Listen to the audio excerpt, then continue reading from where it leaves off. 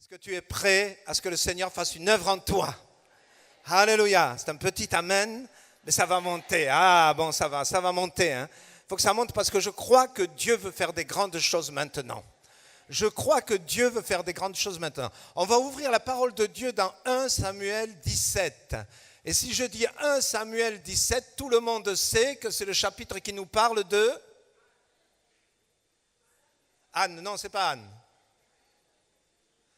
David et Goliath. Alléluia. 1 Samuel 17. Et on va lire d'abord le verset 16. On connaît cette histoire, alors bon, je ne la résume pas, on la connaît. Mais je voudrais lire le verset 16. Il nous est dit, le Philistin, c'est-à-dire Goliath, s'avançait matin et soir. Est-ce qu'on peut dire ensemble matin et soir? Matin et soir. Matin et soir. On abrège parce que dans le texte, il nous est dit, il s'avançait matin et soir. Il s'agit que je retrouve moi mon texte. Voilà. Et il se présenta ainsi pendant 40 jours. Donc ça faisait, il a fait 80 interventions. Alléluia. Il s'est présenté 80 fois devant le peuple d'Israël. Et puis on va lire maintenant au verset 40, donc, vous connaissez l'histoire, David se propose pour aller le combattre, et il nous est dit au verset 40 que David prit en main son bâton, il choisit dans le torrent 5 pierres polies, et les mit dans sa gibecière de berger et dans sa poche. Puis, sa fronde à la main, il s'avança contre le Philistin. Le Philistin s'approcha peu à peu de David, et l'homme qui portait son bouclier marchait devant lui. Le Philistin regarda, et lorsqu'il aperçut David, il le méprisa, ne voyant en lui qu'un enfant blond et d'une belle figure. Le Philistin dit à David, « Suis-je un chien pour que tu viennes à moi avec des bâtons ?» Et après l'avoir maudit par ses dieux, il ajouta, « Viens vers moi, et je donnerai ta chair aux oiseaux du ciel et aux bêtes des champs. » David dit aux Philistins, « Tu marches contre moi avec l'épée, la lance et le javelot, et moi je marche contre toi au nom de l'Éternel des armées, du Dieu de l'armée d'Israël que tu as insulté. Aujourd'hui, j'aimerais qu'on répète ce mot ensemble. Aujourd'hui, encore une fois, aujourd'hui, l'Éternel te livrera entre mes mains. Je t'abattrai et je te couperai la tête. Aujourd'hui, je donnerai les cadavres du camp des Philistins aux oiseaux du ciel et aux animaux de la terre, et toute la terre saura qu'Israël a un Dieu. Et toute cette multitude saura que ce n'est ni par l'épée, ni par la lance que l'Éternel sauve, car la victoire appartient à l'Éternel et il vous livre entre nos mains. Aussitôt que le Philistin se mit en mouvement pour marcher au-devant de David, David courut sur le champ de bataille à la rencontre du Philistin. Il mit la main dans sa gibecière, il y prit une pierre et la lança avec sa fronde. Il frappa le Philistin au front et la pierre s'enfonça dans le front du Philistin qui tomba le visage contre terre. Ainsi, avec une fronde et une pierre, David fut plus fort que le Philistin. Il le terrassa et lui ôta la vie sans avoir d'épée à la main. Amen. Amen. Alléluia. On applaudit la parole de Dieu. C'est un merveilleux message. C'est un merveilleux message. Il y a la victoire dans la parole de Dieu. Au verset 46, on a lu ce mot. Aujourd'hui, David s'adresse à Goliath pour lui dire, c'est pas demain, c'est pas après-demain, c'est pas dans 6 mois, c'est pas dans 1 an, c'est aujourd'hui. Aujourd'hui, Goliath, que tu vas tomber et que tu vas mourir. C'est aujourd'hui, Goliath, que la honte et l'humiliation que tu as mis sur le peuple de Dieu va disparaître. Alléluia. C'est aujourd'hui que la victoire vient pour le peuple de Dieu pour le peuple d'Israël dans ce récit et aujourd'hui pour l'Église de Jésus-Christ. Aujourd'hui, alléluia, alléluia, pendant 40 jours, Goliath a défié le peuple. Pendant 40 jours.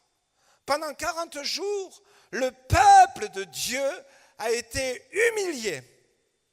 Il vivait dans la peur, dans le découragement. C'était terrible. Pendant 40 jours, l'ennemi jubilait. Il triomphait déjà. Il se voyait déjà vainqueur. Pendant 40 jours. Alléluia. Mais j'ai une parole prophétique pour chacun de nous ce matin. Il y a eu le 40e jour. Le 40e jour. Le 40e jour où tout a changé. Alléluia. Prends cette parole prophétique pour toi, mon frère, ma soeur. Quelle que soit l'humiliation que te font subir tes Goliaths, quelle que soit l'humiliation que te font subir tes ennemis, je voudrais te dire, aujourd'hui, c'est le 40e jour. Aujourd'hui, c'est le 40e jour. Aujourd'hui, il va ôter ta honte. Aujourd'hui, il va te débarrasser de ta maladie. Aujourd'hui, il va ouvrir le chemin devant toi. Aujourd'hui, c'est le jour de la victoire. Pas demain, aujourd'hui. C'est prophétique, bien-aimés. Je ne vous dis pas ça comme ça, par hasard. J'ai reçu ça de Dieu. Je ne savais même pas que c'était moi qui prêchais aujourd'hui. C'est jeudi, je crois que le pasteur Yves au téléphone, j'étais encore au Cameroun. Il m'a dit, c'est toi qui dois prêcher dimanche. J'ai dit, t'es bien gentil, mais je n'étais pas au courant. Enfin, je devais être au courant, il y a eu un malentendu. Bref, je me suis placé devant Dieu. J'ai dit, Seigneur, qu'est-ce que je vais prêcher là? Je rentre, je vais être fatigué, je vais avoir le changement de climat, enfin, etc., etc. Tous les petits problèmes qu'on a quand on revient comme ça.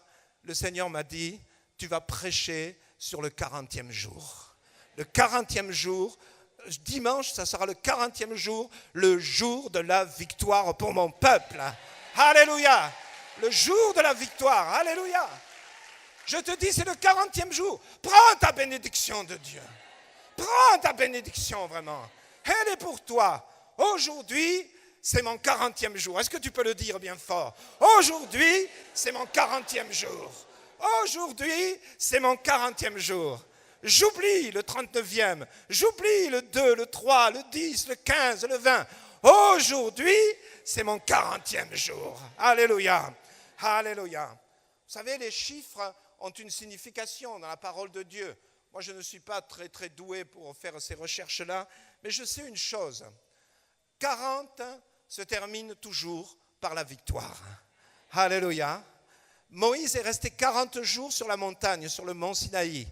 Quand il est descendu, il avait les tables de la loi et son visage rayonnait la gloire de Dieu. Alléluia. Alléluia. Et il nous est dit aussi que le peuple d'Israël est resté 40 années dans le désert. 40 années où il a souffert, où il a peiné. Mais au bout de ces 40 ans, il est rentré dans le pays promis. Il s'est approprié la victoire à la suite de Josué. Alléluia. Jésus aussi a passé 40 jours dans le jeûne et la prière. Et il nous est dit qu'après ces 40 jours, il est revenu revêtu de la puissance du Saint-Esprit. Alléluia. Alléluia. Je prophétise ce matin sur toi. Je prophétise sur toi. C'est ton 40e jour aujourd'hui. Il faut que, comme David, tu saisisses la victoire. Tu saisisses la victoire. Alors, je voudrais vous aider parce qu'on me dit, alors qu'est-ce qu'on va faire? Qu'est-ce qu'on va faire? D'abord, je voudrais vous montrer comment l'ennemi agit. Parce qu'il nous trouble. Et dans ce récit, c'est particulièrement clair. Le Goliath, il influence le peuple de Dieu de 3 façons. Et je crois que c'est de la même façon que Satan cherche à nous influencer. La première façon, c'est l'intimidation. L'intimidation. Goliath est grand. On dit qu'il faisait près de 3 mètres. Donc je ne sais pas si vous vous rendez compte, le bonhomme. C'est rien que tu le vois déjà, tu te sens tout petit, quoi. Hein. Même Saül, il nous est dit du roi Saül qui dépassait tout le monde d'une tête, mais même Saül, il était impressionné devant Goliath. Hein. Goliath est grand. Goliath est bien armé. Il a toutes les armes qu'il lui faut. Il en a tellement que même il y a quelqu'un qui porte à côté de lui les armes que lui-même ne peut pas porter tellement il en a. Goliath, c'est sans doute quelqu'un qui a été formé à se battre, formé à tuer les autres, à écraser ses ennemis. C'est impressionnant. L'ennemi essaye de nous impressionner. Goliath est sûr de lui. Suivez le discours de Goliath, on n'a pas lu, mais vous pouvez le suivre. Il est sûr de lui. Il est sûr qu'il sera vainqueur. Il impressionne. Amen. Je vais te dire, quand tu es dans des situations difficiles, ces situations font la même chose envers toi. Elles t'impressionnent. Elles t'impressionnent. Tu les regardes et tu te sens tout petit. Tu les regardes et tu te dis, j'y arriverai pas. Tu te dis, comment je vais m'en sortir ? Matériellement, je vois, là je suis à moins partout, je suis dans le rouge partout, je n'ai peut-être pas de travail. Comment je vais y arriver ? C'est ton Goliath qui se dresse devant toi. Tu vois ta maladie et ça dure, et ça dure. Goliath, il a duré, nous allons le voir, c'est aussi une façon de faire. Et il n'y a pas d'issue, tu n'y arrives pas. Ta maladie vient devant toi, elle t'impressionne. Quelle que soit ta situation, dans laquelle tu souffres, dans laquelle tu es humilié peut-être, cette situation vient t'impressionner.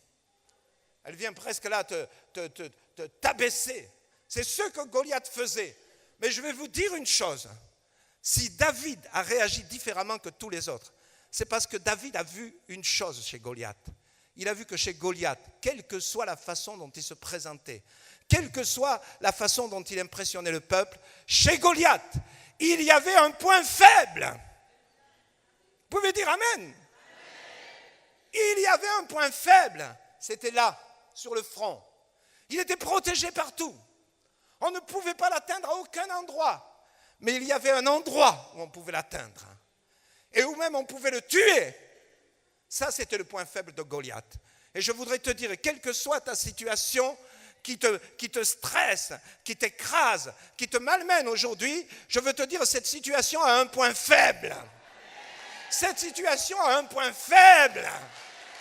Alléluia. Alléluia.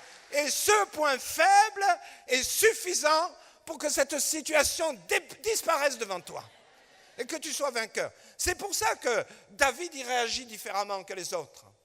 Parce qu'il a vu le point faible. Il a vu le point faible de Goliath. Il sait que c'est là qu'il faut que je le touche. C'est là.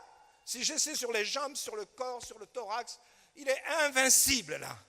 Mais il a un point faible. Je vous dis, quel que soit le cinéma que l'ennemi nous fait, quel que soit qu'il nous impressionne, je vous dis, le diable et ses démons, ils ont un point faible, c'est que Jésus les a terrassés sur la croix de Golgotha. Jésus les a vaincus sur la croix de Golgotha. Et tu verras jamais un démon venir te dire « je suis vaincu ». Parce que Goliath, jamais il va dire à David, au peuple d'Israël « oui, je vous défie, mais j'ai un point faible ». Ça, c'est à nous de le voir, bien-aimés. C'est quand tu es un enfant de Dieu, tu vois ces choses-là. C'est ce qui te permet de réagir différemment. Ne te laisse pas intimider par tes Goliaths. Ne te laisse pas intimider parce qu'ils ont un point faible et ce point faible est suffisant pour que tu les chasses de ta vie et qu'ils disparaissent à jamais. Alléluia! La deuxième façon dont Goliath agit envers le peuple, c'est qu'il cherche à décourager le peuple. À décourager le peuple. De jour en jour, il se présente. Le matin, le soir, il se présente comme ça, bien fort. Et le peuple ne peut pas avoir même, je dirais, une demi-journée tranquille sans qu'on lui rappelle que Goliath est là et que Goliath est prêt à l'écraser et que les Philistins derrière Goliath, ils vont venir pour dominer le peuple de Dieu. Moi, je voudrais vous dire ce matin, bien-aimés, le découragement n'est pas pour les enfants de Dieu. Le découragement n'est pas pour les enfants de Dieu. Alléluia! Alléluia! Alléluia!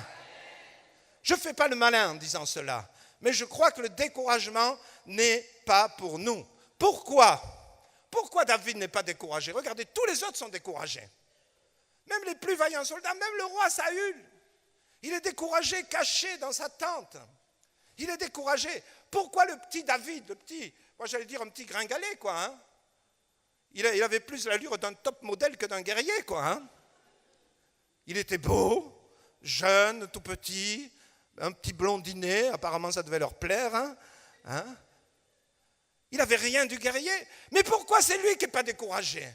Et pourquoi c'est les autres qui ont fait les écoles militaires, qui ont l'armement, qui savent se servir? Ils sont découragés. Pourquoi? Je vais vous dire pourquoi. Parce que David savait d'où la victoire arrivait. David savait d'où la victoire arrivait. Il savait que la victoire n'était pas dans les armes. Il savait que la victoire n'était pas dans la force humaine. Il savait que la victoire n'était pas dans les stratégies des hommes. Il savait tout cela. Les autres ne le savaient pas. Ils pensaient que c'était eux. Saül pensait qu'il était déjà un géant lui-même. Mais là, il a trouvé beaucoup plus grand que lui. Alors maintenant, il était écrasé et découragé. Je te dis, ne te laisse pas décourager. Quand l'ennemi vient pour te décourager, dis-lui que ce n'est pas toi qui vas se battre, ce n'est pas toi. L'Éternel va combattre pour toi. Alléluia. L'Éternel va combattre pour toi. Et d'ailleurs, David le dit très clairement à Goliath. Il lui dit, ce n'est pas moi, c'est Dieu qui va combattre au travers de moi. Alléluia. Alléluia. C'est pour ça que, bien aimés, rejetons le découragement. Le découragement peut surgir dans notre vie. Mais ne le laissons pas s'implanter. Mets-le dehors de ta vie tout de suite. C'est un mauvais locataire pour toi. Mets-le tout de suite à la porte. Sinon, il va t'amener que des ennuis. Il va t'amener que des ennuis. Tu vas avoir peur. Mais je te dis, tu seras sûr de toi si tu sais d'où ta victoire vient. Alléluia. Comme cette femme qui avait son fils qui était mort. Elle allait trouver le prophète Élisée. Et sur le chemin, les gens lui disaient, ça va? Tout va bien. Son fils était mort à la maison. On pourrait dire, mais elle a quelque chose qui tourne plus rond, là, la petite dame. Non, elle savait. Elle savait. Parce qu'elle savait que son fils était mort. Mais elle savait où elle allait. Elle allait chercher la réponse vers le serviteur de Dieu.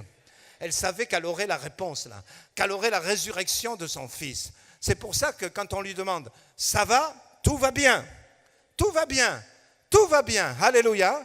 Je voudrais te dire ce matin, quelle que soit ta situation, ne te laisse pas décourager. Ne laisse pas le découragement venir sur toi, se remplir ta vie. Mais je voudrais te dire, rappelle-toi que la victoire ne vient pas de toi, mais qu'elle vient de l'Éternel. Alléluia. Et que Jésus a vaincu le diable et toutes ses puissances sur la croix de Golgotha. Alléluia. Alléluia. Et une dernière méthode du diable que je voudrais mettre devant toi pour que tu réagisses bien, c'est le harcèlement. Harcèlement. Il venait le matin, Goliath. Il disait, alors, qui c'est qui vient me défier là? Et puis, il venait le soir. Alors, il n'y a encore personne. Et le lendemain, il revenait. Et ainsi de suite. Pendant 40 jours, ça a continué comme ça. Jusqu'au moment où, au 40e jour, David est arrivé. Alléluia. Mais vous voyez, l'ennemi nous harcèle. Nous harcèle. Il est derrière nous. Il veut toujours nous montrer qu'on n'y arrivera pas. Ce n'est pas possible. Il se montre. Et il vient. Et il revient. Et des fois, ça nous fait peur. Puis ça nous fait souffrir aussi. Parce que peut-être il vient avec ta maladie. Il te fait mal. Il vient avec les problèmes de ta maison. Et il te fait mal. Il vient avec les problèmes matériels. Et tu souffres et tu gémis. Et il vient le matin. Et il vient le soir. Et il revient le lendemain matin. Impossible de t'en débarrasser. C'est dur, mais je voudrais te dire, ne craque pas. Alléluia. Ne craque pas. Parce que, vous savez, cette persévérance du diable, cette persévérance du diable, elle est là pour nous montrer que quelque part, il y a une faiblesse chez lui.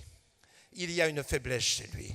Il y a une faiblesse. Et si Goliath venait sans cesse comme ça se présenter pour impressionner, pour faire peur, mais il savait qu'au-dedans de lui, s'il y avait quelqu'un qui se levait avec l'Éternel en lui, il serait lui-même vaincu. Alléluia. Et c'est pour ça qu'il harcèle. Les esprits mauvais te harcèlent. Les démons te harcèlent. La maladie te harcèle. Les problèmes de toutes sortes te harcèlent. Mais je voulais te dire, ne te laisse pas arrêter par ça. Alléluia. Tu peux prendre maintenant autorité dans le nom de Jésus. Alléluia. C'est toi qui peux débloquer ta situation. C'est toi qui peux débloquer ta situation. C'est moi qui peux débloquer ma situation. Souvent, on met la faute chez les autres. Oh, c'est comme ça parce que ceci, parce que cela. Non, taratata. David aussi aurait pu mettre la faute sur les autres. Oh, ils sont méchants, mes frères. Regardez ce qu'ils disent de moi. Regardez comment ils me traitent. Et le roi, regardez, je vais le trouver pour lui dire, je vais me battre. Il me dit, alors mon petit, réalise quoi, tu n'as aucune expérience de la bataille, tu n'as aucune expérience de la guerre. Allez, retourne garder tes moutons, va. Mais ce n'est pas ta place ici. Moi, je vous dis que c'est nous qui avons la victoire entre nos mains. Ce matin, tu as la victoire entre tes mains. C'est toi qui peux déclencher le 40e jour dans ta vie. Alléluia. David, il a déclenché ce 40e jour dans sa propre vie. Je voudrais te dire, ne capitule jamais devant le diable. Ne capitule jamais. Il peut se montrer grand, il peut se montrer impressionnant, il peut se montrer insistant, il peut être harcelant. Je te dis, ne capitule jamais devant le diable. Et David n'a pas capitulé, malgré tout ce qu'il voyait. Vous savez, la clé de la victoire est entre nos mains. Et pour avoir cette victoire, je dirais qu'il faut poser une action. Il faut poser une action. Qu'est-ce que David a dit? Il a dit au roi que personne ne se décourage à cause de ce Philistin. Ton serviteur ira se battre avec lui. David est en train de dire à Saül, oui, ne vous découragez pas. Reprenez courage parce que moi, je vais aller me battre avec lui. David pose une action. Si tu veux amener le 40e jour, le jour de la victoire dans ta vie, il te faut poser une action. Et dans la parole de Dieu, tu peux voir cela toujours, si tu veux la bénédiction, si tu veux que de grandes choses se fassent, si tu veux voir des miracles, d'abord, ça ne dépend pas des autres. Et puis je vais te dire, c'est à toi de poser une action. Tout à l'heure, au début de ce culte, je vous ai lu l'histoire de cette femme qui était atteinte d'une perte de sang. Elle a posé une action. Elle a dit, j'irai, je toucherai le vêtement de Jésus et je serai guéri au moment où je touche son vêtement. Elle n'est pas restée dans son village à dire, oh Seigneur, guéris-moi. S'il te plaît, Seigneur, guéris-moi. Là où tu es, entends ma prière. Viens me guérir. Non! C'est elle qui a été trouver Jésus. Alléluia. Vous comprenez, elle a fait quelque chose. David, il aurait pu dire, oh Seigneur, fais descendre le feu du ciel sur Goliath. Non! Il a dû prendre sa gibecière, il a dû aller chercher des cailloux au torrent, il a dû aller se battre. Alléluia. Alléluia. Bartimée. Pourquoi est-ce qu'il a été guéri? Parce qu'il a posé une action. Il était au bord du chemin et il s'est mis à crier, « Hé, fils de David, aie pitié de moi !» Il a posé son action. Les autres lui ont dit, « Tais-toi !» Mais lui, il a continué parce qu'il savait que c'était parce qu'il posait cette action, parce qu'il faisait quelque chose que la bénédiction allait venir sur sa vie. Alléluia.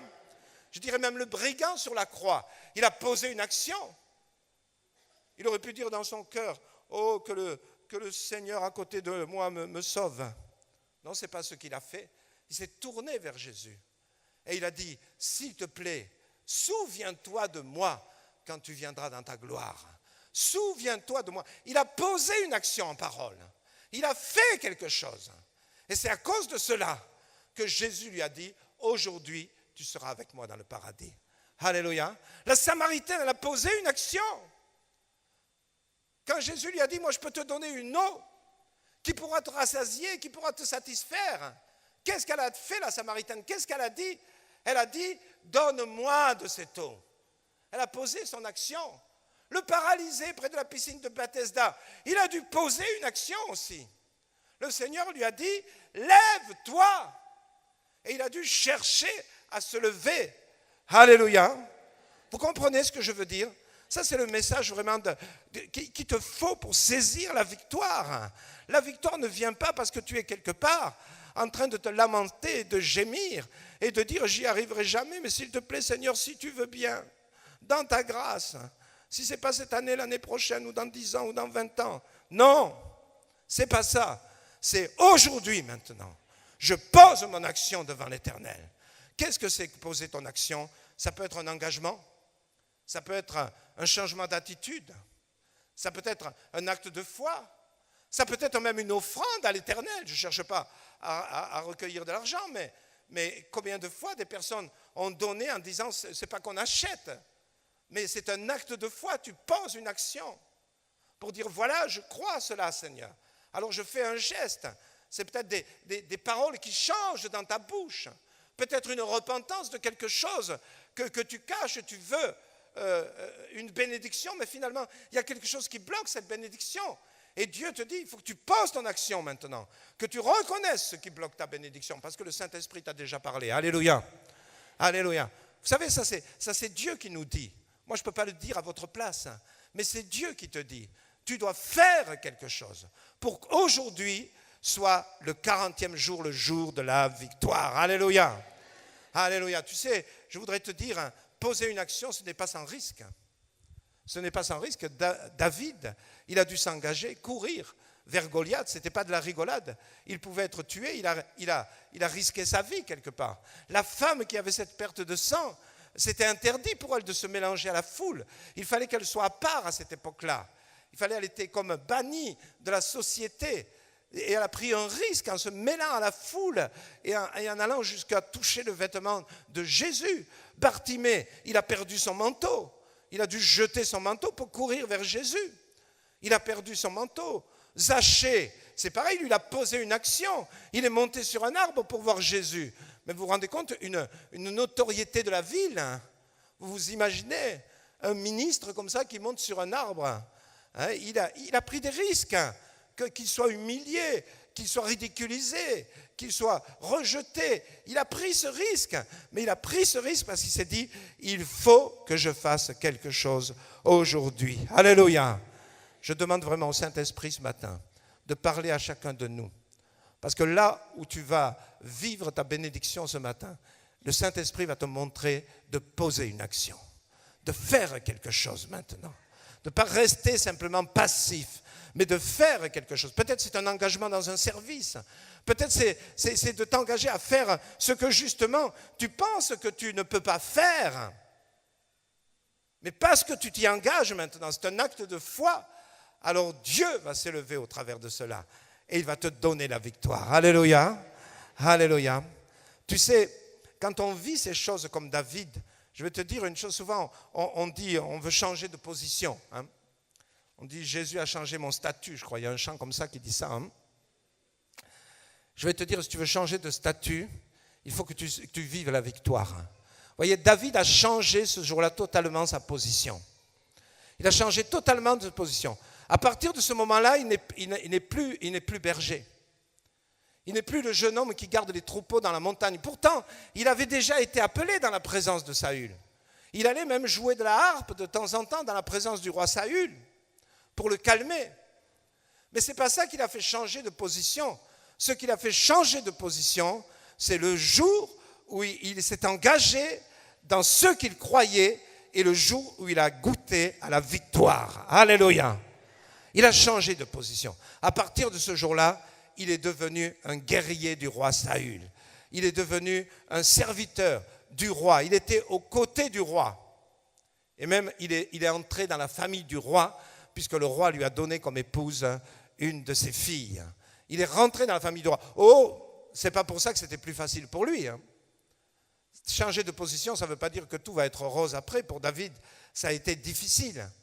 Mais en tout cas, il avait changé de position. Il n'était plus le petit jeune homme qui gardait les troupeaux dans les champs totalement inconnus. Il était devenu maintenant celui dont les femmes chantaient au milieu du peuple. Saül en a vaincu 1000, mais David en a vaincu 10 000. Alléluia. Ça a chatouillé les oreilles de Saül, ça. Hein? Alléluia. Mais je te dis, tu veux une position au milieu du peuple de Dieu. Tu veux une position même dans l'église. Tu veux une position. Je te dis, c'est pas toutes les combines qu'on peut imaginer, tous les trucs qu'on peut faire pour que les autres croient et voient et ceci et cela. je vais te dire, ta position viendra de l'Éternel. Il te la donnera parce que toi, tu vas saisir la victoire. Alléluia. Alléluia. Merci Seigneur. Amen. Amen. Alors, je voudrais qu'on prenne du temps ce matin parce que je crois que Dieu veut faire de grandes victoires. Je crois que plusieurs parmi nous ici, tu as assez duré. Ce que je voudrais dire, c'est que 40, c'est pas... Ne commence pas à compter les jours depuis combien tu souffres, ou les mois, ou les années, j'en sais rien. Hein. Ne commence pas par ça. Moi, je dirais que c'est pas ça qui est important. Ce qui est important, c'est de comprendre que le 40e jour, il y a un homme qui ose faire quelque chose que les autres n'ont jamais osé faire. Il y a un homme qui a la foi en son Dieu, alors que les autres connaissent ce Dieu et n'osent pas vraiment s'abandonner entre les mains de ce Dieu. Il y a un homme qui maintenant a vu la faiblesse de la situation, qui apparaissait impossible, qui apparaissait comme si elle ne pouvait pas changer, comme si elle était immuable. Mais lui, il a vu que là, il y avait une faiblesse. Et il a dit, je vais m'engager là. Et par cette faiblesse, je vais avoir la victoire. Alléluia. C'est ça le 40e jour. Ce n'est pas une question de compter les jours ou les mois ou les années. Non, c'est ça le 40e jour. Tu comprends que maintenant, aujourd'hui, tu peux poser un acte pour saisir ta victoire. Alléluia. Est-ce qu'on peut se mettre debout? J'aimerais qu'on se mette tous debout.